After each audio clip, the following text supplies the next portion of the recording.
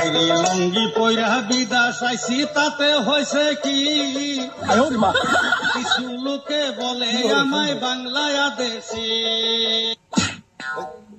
কিরে নরসুন্দর এত খুশি কে? সারা কি বলেছিলি রে, তোরা ইলিশ না দিলে নাকি আমরা ইলিশে খেতে পাবো না।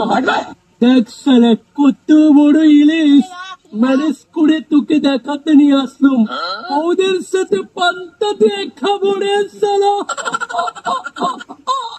বাহ বাবা বাবা বাবা বাবা, কাম তো করছিস কি তুই নরসুন্দর? এ তুই একটা পুটি কাবিলিস মাছ কইতে পারলি? কে দিল নাম ক নাম ক। রে সালা পুটিকা ইলিশ আমার সাথে মাস্কারি করিস? এটা পদ্মা ঘাটের অরিজিনাল ইলিশ, অরিজিনাল ইলিশ। এস এস ও নরসুন্দর তুই কথাটা ঠিকই কইছিস, পদ্মা ঘাটের ইলিশই খান, আমারে মাটিলে সারি মাগুর মাছ খায়। আর ধর যারা চেনে না, যেরকম তুই কোনদিন পাইস নেই খাইস নেই, তারাই এই পুটি কাপ মাছের ইলিশ মাছ মনে করি খায়।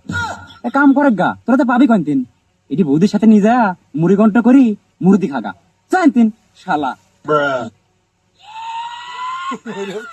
এই বাংলাদেশের সারা কি বলে গেল, এটা নাকি পুটিকার মাছ।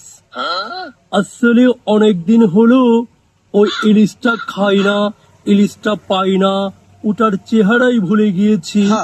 এখন ওই ডাক্তারের কাছে নিয়ে ডিএনএ টেস্ট করে দেখতে হবে এটা পুটিকার নাকি ইলিশ। আসি। এদের ভিডিও আপনাদের কাছে কেমন লাগে? আমার কিন্তু খুব ভালো লাগে এবং দেখি খুব মজা লাগে, খুব মজার একটা ভিডিও করলে এরা।